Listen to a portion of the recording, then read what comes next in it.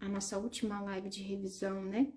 Dos 5 últimos dias de leitura do livro 40 dias vivendo segundo o coração de Deus. Então, nós vamos relembrar do dia 36 ao dia 40, tá? Vou abrir aqui meu caderninho, que já tá tão gordinho que tá difícil até de movimentar as páginas. Até com medo de rasgar aqui. Que o areô dele foi bem pequeno. Não achei que ia ficar tão apertado assim, não. Bom, aqui eu decidi usar uma janela, né? E uma princesa. E bastante flores. Então, a minha intenção era colocar a janela de um lado e a bonequinha do outro com bastante flores em volta. E espalhar, né, as mensagens, os temas referentes aos dias que a gente leu, tá? E aí, a gente vai colocando aleatoriamente as tirinhas com as mensagens que significam os dias de leitura, tá? Eu também pensei em colocar aqui, aí depois eu diminuí, era menor a boneca, aliás, e depois eu aumentei, falei, não, vou fazer pro lado de cá, pra não ficar tudo num lado só. E eu acho que a janela aqui ficaria melhor. Gostaria de fazer assim, tá? Mas vocês fazem do jeito que vocês quiserem, tá? A maneira que vocês se sentirem à vontade, acharem que fica mais bonito, tá bom? Eu vou fazendo aqui à medida que o Espírito Santo vai me inspirando, tá? Não necessariamente vocês precisam fazer igual. Então, no dia 36, a gente leu sobre seja guiado por Deus. E meditamos nos Salmos 25, no versículo 8 a 9, que diz assim: bom e reto é o Senhor, por isso ensinará o caminho aos pecadores, guiará os mansos em justiça e aos mansos ensinará o seu caminho.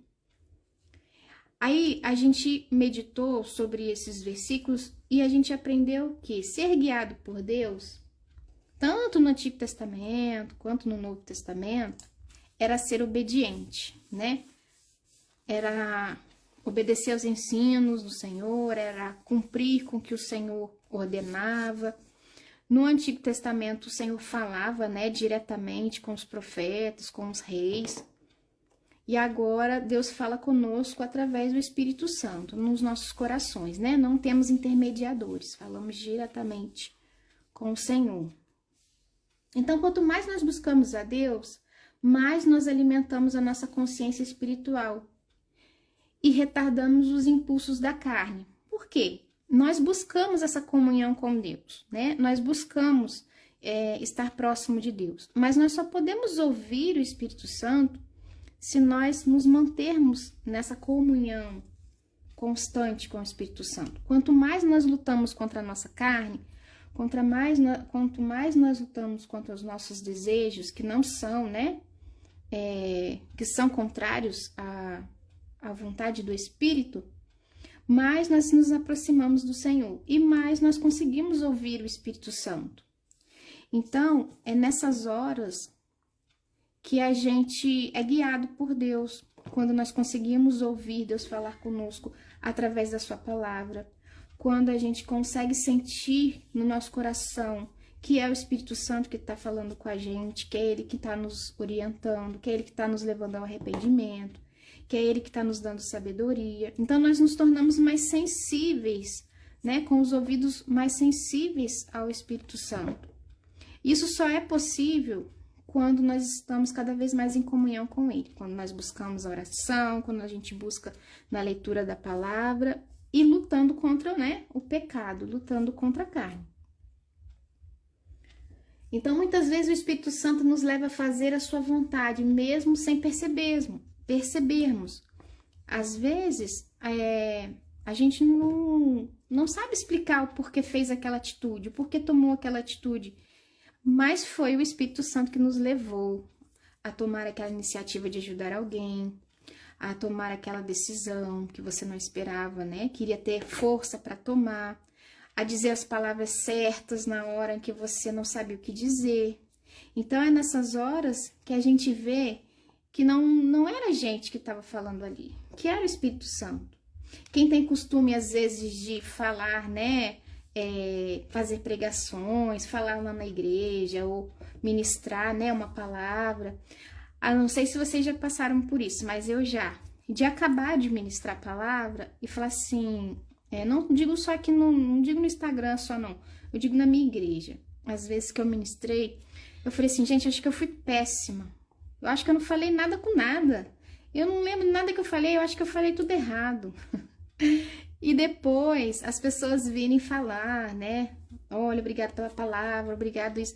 E aí a gente vê que não foi a gente que falou, foi o Espírito Santo que falou. Não foi a nossa boca. Foi o Espírito Santo que usou, né? A nossa boca, mas não veio de dentro de nós.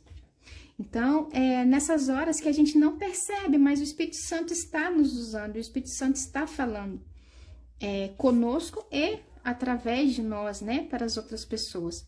Então, isso é ser guiado pelo Espírito, não só nas nossas escolhas, mas também quando a gente serve, né, ao Senhor, quando a gente se dedica a servir e ser usado por Ele.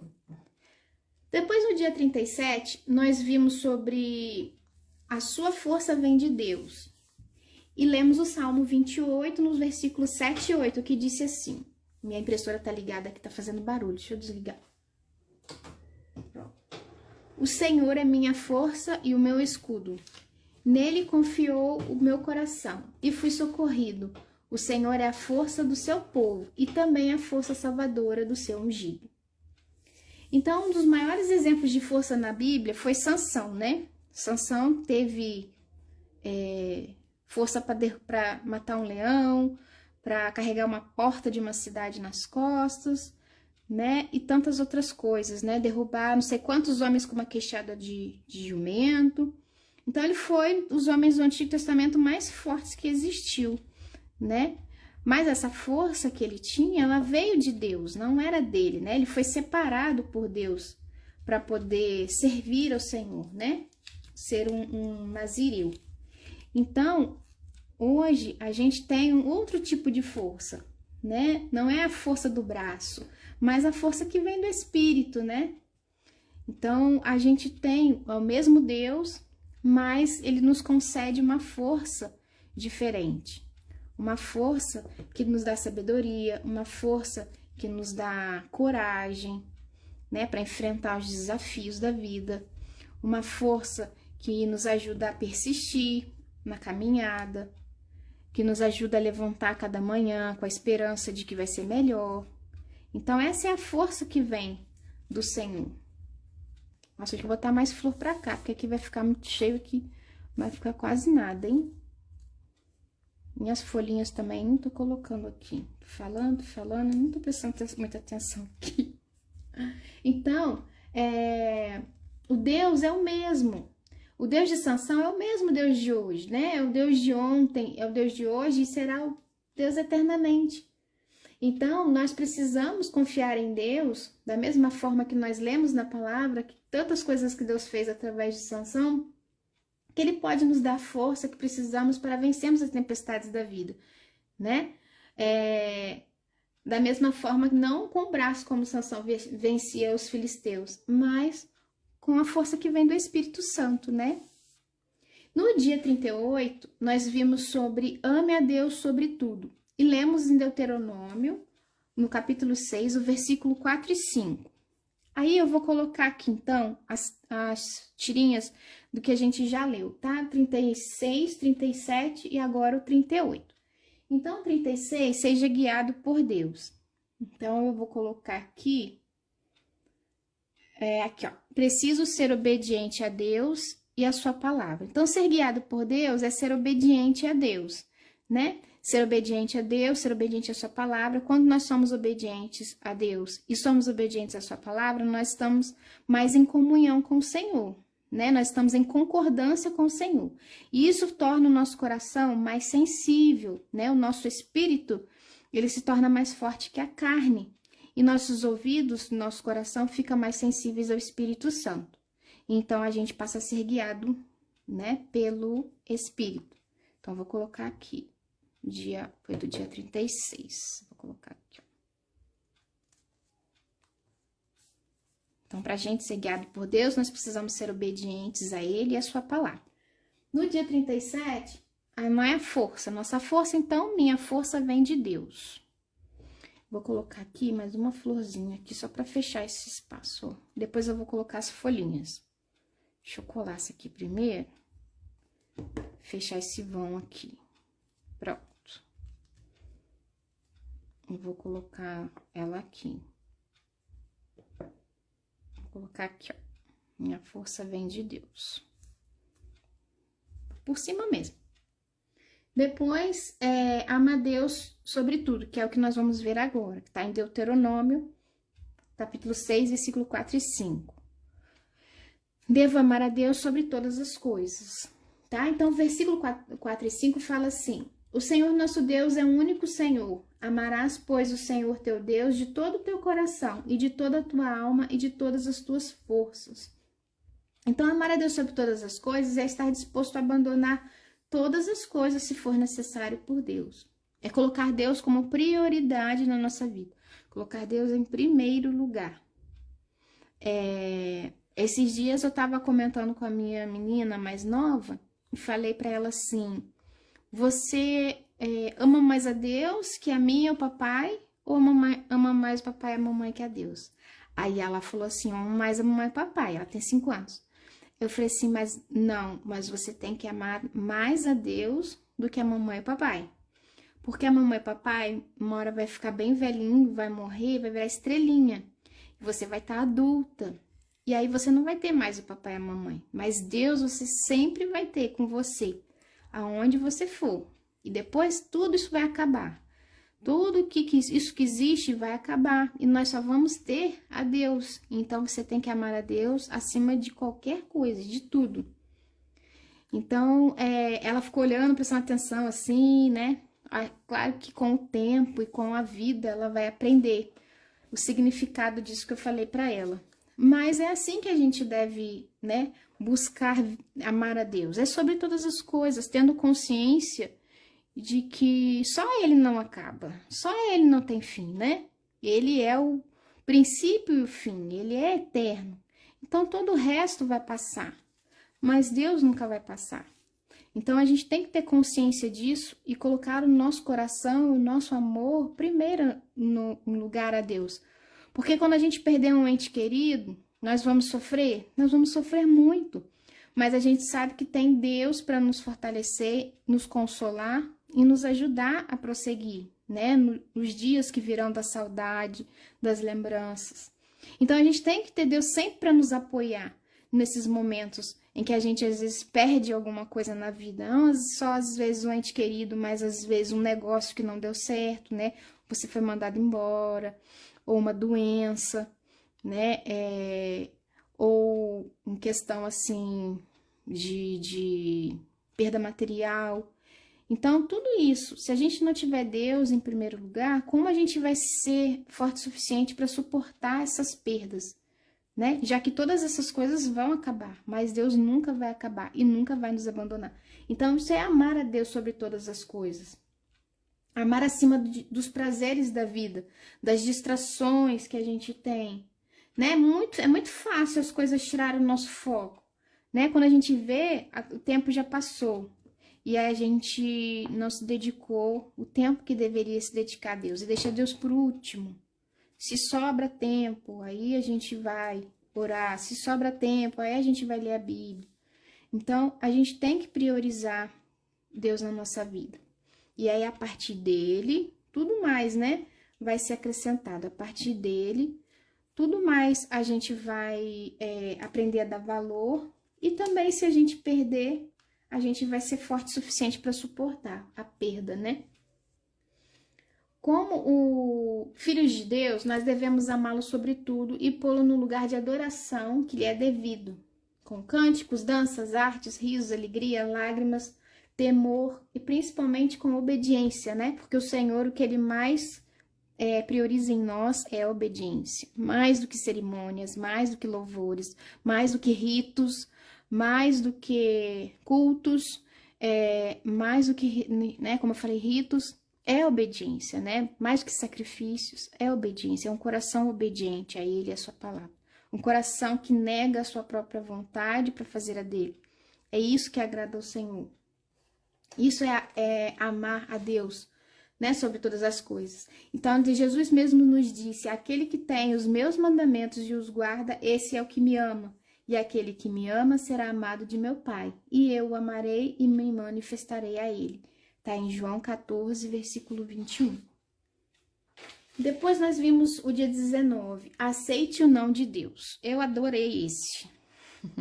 Adorei ler esse dia. Como eu gostei de ler esse dia. Por quê? A gente acha que Deus tem a obrigação de fazer tudo que a gente precisa, que ele é um gênio da lâmpada, que tem que fazer aquilo que a gente quer e que a gente tem que receber aquilo e pronto, acabou. Porque ele é soberano sobre todas as coisas, então ele pode fazer, então ele vai fazer. E não é assim, gente. Deus vai fazer, primeiramente, no tempo dele, segundo a vontade dele, se ele vê que aquilo é melhor para nós, se ele vê que aquilo vai ser bom para nós no futuro, se ele vê que aquilo não vai nos afastar dele, se ele vê que aquilo é de concordância com o que a palavra dele diz, aí ele vai fazer, de acordo com a nossa fé.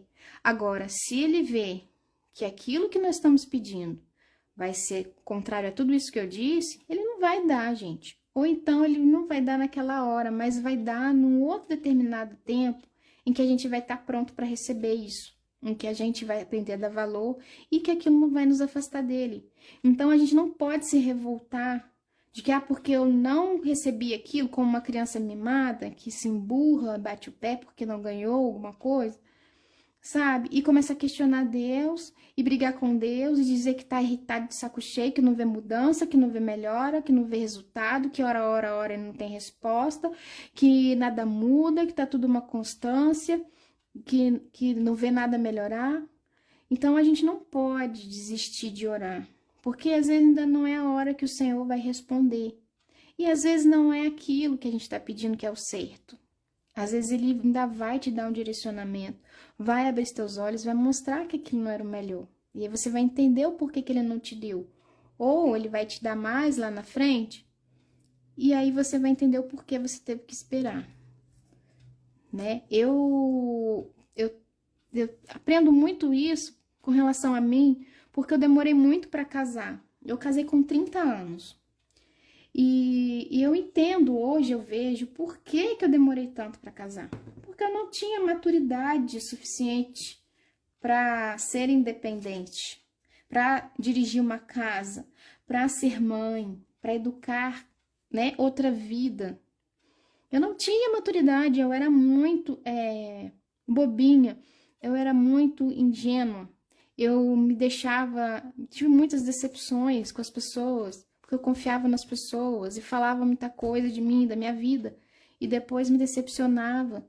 Então, até eu crescer, amadurecer, estar pronta para cuidar da minha casa, ter responsabilidades e cuidar de, como hoje eu tenho 2 crianças, Deus achou que a hora certa era quando eu tinha 30 anos. E hoje eu vejo que realmente foi melhor. Primeiro eu tive que estudar, primeiro eu tive que sair de casa para estudar, para poder fazer uma faculdade, aprender a me virar sozinha, aprender a pegar um ônibus. Então, tudo isso eu fui aprender depois de grande, depois de 18 anos. Porque eu sempre morei perto de tudo. Meus pais moram perto de tudo. Então, eu ia a pé para a escola, eu ia a pé no mercado. Lá, meu pai e minha mãe moram no centro, então tudo era perto. Então, eu não precisava pegar ônibus. E aí, o fato de eu ter ido para outra cidade, ter aprendido a morar sozinha, ter que me virar, fazer compra sozinha, pegar um ônibus e voltar, pegar a estrada sozinha no ônibus. Então, tudo isso fez eu crescer, amadurecer, aprender a ser independente. Para quê? Porque Deus estava formando e me capacitando para quando eu tivesse o meu lar. Para quando eu primeiro fosse trabalhar, primeiro aprendesse a administrar o meu negócio, aprendesse a administrar as minhas rendas, para depois eu poder encontrar a pessoa certa e poder viver, né, de maneira correta, de maneira responsável. Então, muitas das vezes a gente não entende as coisas de Deus. E demora, né? Pô, você tá com 30 anos, você acha que não vai casar mais, né? Vou ficar pra titia. Mas hoje eu vejo que foi o melhor, que Deus estava certo. Então, Deus não erra. né? Deus, ele é sempre certo, ele é perfeito. Então, a gente que não entende, a gente que acha que Deus não tá respondendo, a gente que acha que Deus tá nem aí pra gente, mas é tudo coisas do nosso coração que é enganoso, né? Então, Deus sempre diz que os meus pensamentos não são os mesmos que os vossos pensamentos, né? Pensamentos de vos dar o que é bom, não pensamentos de mal. Então, a gente tem que ter isso em mente e saber esperar. Ou pensar bem se realmente aquilo ali está segundo a vontade de Deus, ou se realmente ainda você vai ter que esperar mais um pouquinho, né? Como a gente, quando é criança, né? Ah, eu quero ganhar aquele presente, aquela boneca. E às vezes tem que esperar ali até o 13º do papai ou da mamãe sair para comprar aquele presente mais caro. Porque só lá que vai ter condição. É a mesma coisa. Eu olho muito o jeito de Deus com o jeito, né, de nós como pais com relação aos nossos filhos. Só que, claro, né, Deus é perfeito, a gente erra. Muitas das vezes, né, educando nossos filhos, a gente acha que tá certo, mas a gente erra. Mas Deus nunca erra, né? Deus sempre faz o que é melhor para nós, né? E no dia 40, a gente viu sobre arrependimento. Então, aqui falando um pouquinho mais do dia 39, que é o não de Deus, eu quero finalizar aqui falando que Deus é bom, Deus é Pai e a sua vontade é boa, perfeita e agradável. Nós, como seres humanos, não gostamos de ouvir não. E não ter o controle das coisas também, né? Que a gente gosta de ter tudo sob controle. Ah, eu vou fazer isso, vai acontecer assim, assim, assado. Quando aquilo não acontece assim, assim, assado, a gente já se revolta, né? Então, confiar no Senhor e aceitar o não dele não é fácil. Mas para ter um coração segundo dele, é necessário lutarmos contra nós mesmos nessa causa e crer que a decisão de Deus, seja qual ela for, mesmo que seja, né, o contrário do que a gente gostaria que fosse, é a melhor para nós. Às vezes a gente não vai entender, mas depois ou Deus vai explicar ou também não vai explicar. Mas não é o melhor para nós. E que tudo tem um propósito, né, na nossa vida. Então, a gente tem que ter convicção da bondade de Deus, da misericórdia do Senhor, e que Ele sempre vai fazer o que é melhor para nós e não vai permitir que algum dos nossos desejos, né, ou nos leve para um caminho errado, nos afaste dele, ou prejudique, faça a gente sofrer, né? Às vezes a gente escolhe determinados caminhos que nos fazem sofrer porque nós não escutamos a Deus, nós não temos paciência de esperar. E aí a gente faz, né, de acordo com o que a gente acha, e aí a gente padece, né? Então, todas as coisas cooperam para o bem daqueles que amam a Deus, né? Romanos 8, 28. E aí, agora sim, chegando aqui no 40, eu coloquei aqui, não devo negociar meus princípios. Eu acho que é o 35. Eu botei aqui o 35. Deixa eu só conferir aqui, gente. Acho que eu botei um papelzinho desse a mais aqui. Acho que é o 35. Não devo negociar meus princípios. Mas o 35 eu falei na última live. T5, T6, T7, T8, T9, 40. Então esse daqui eu botei a mais, tá bom? Então é só esse daqui que é o do arrependimento, que é o dia 40. Acho que eu vou pôr aqui, ó. Tá? Então, no dia 40 fala sobre arrependimento. É o quê? Quando a gente peca, né? Quando a gente erra, a gente tem um arrependimento sincero no nosso coração, né? O Espírito Santo nos leva a nos arrepender, a reconhecer que a gente errou, a pedir perdão para o Senhor e a prosseguir, né? Mudando de atitude, buscando não errar mais naquele erro. E aí a gente alcança a misericórdia, o perdão do Senhor, né? Vou colocar bem aqui atrás da coroinha dela, assim, ó. Tem 2 folhinhas aqui que eu vou tentar encaixar. 3 folhinhas. Deixa eu colocar aqui. Se essa aqui entra aqui. Aí, ficou legal. Então, no dia 40, que foi hoje que a gente leu, né? Foi em Provérbios 28, versículo 13, que diz assim: o que encobre as tuas transgressões nunca prosperará, mas o que as confessa e deixa alcançará a misericórdia. A nossa carne, ela é pecaminosa. E essa natureza pecaminosa só vai se dar fim quando Jesus voltar, né? Enquanto o Senhor não volta, nós vamos ficar lutando contra a nossa carne, lutando contra o pecado, né? Para não cair em tentação e não entristecer o Senhor. Então, a nossa carne, a humanidade, né? Ela é pecaminosa. Então, a gente precisa viver na militância entre a carne e o espírito, e entender que estamos sujeitos a cair nas tentações. Todos nós estamos sujeitos, todos nós somos tentados, né? Então, só que Deus sempre dá uma via de escape pra gente. Ele sempre vai dar uma alternativa pra gente sair daquela tentação. A gente precisa ficar atento a qual é a via de escape, que a gente identificar aquela tentação para que a gente não caia, uma maneira de a gente sair daquilo. Então, é uma via de escape que o Senhor dá. E o Senhor nunca dá uma tentação maior do que aquela que a gente possa suportar. Então, todas as tentações que a gente passa, Deus dá condições para a gente vencer. Deus dá condições para a gente suportar.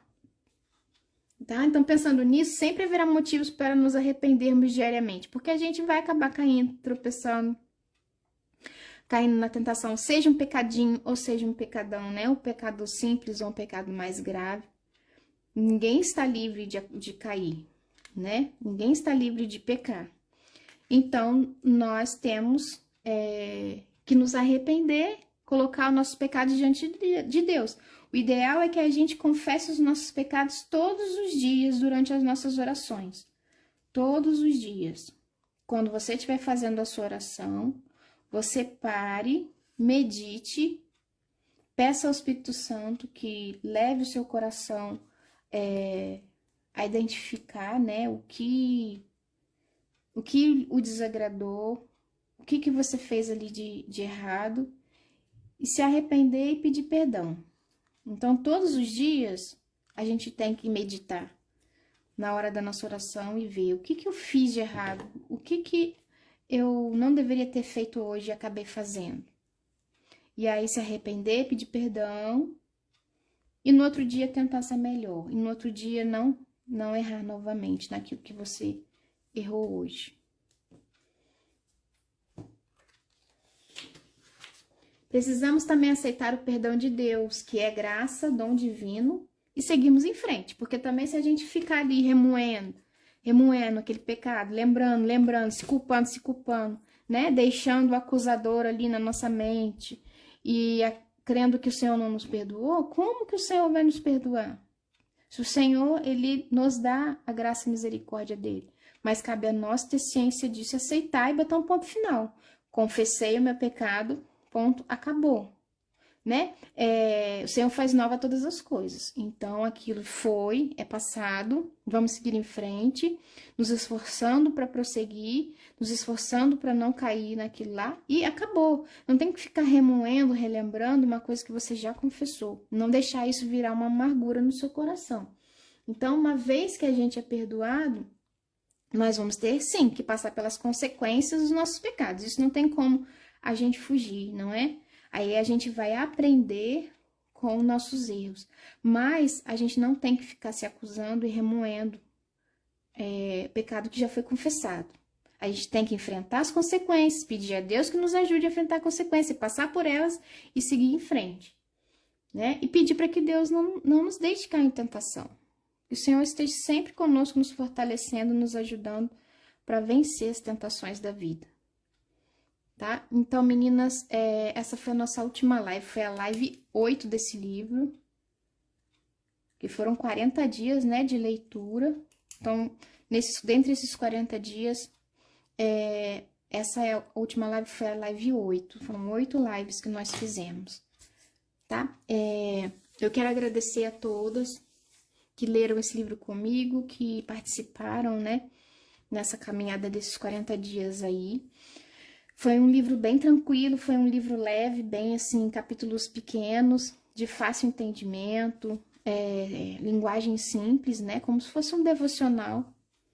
Eu não conhecia esse autor, Kennedy Carvalho, e achei ele bem simples, assim, bem de fácil entendimento.